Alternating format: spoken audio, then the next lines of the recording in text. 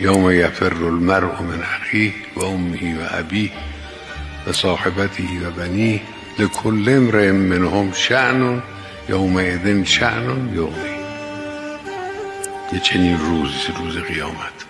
خب در یک چنین معرکه سختی که قابل تصور برای ما نیست اصلا اهمیت و سختی اون موقف، انسان دنبال یک مرجع امنی میگرده، یه جایی که به او پناه ببره، به او تکیه کنه، در زیر سایه او باشه.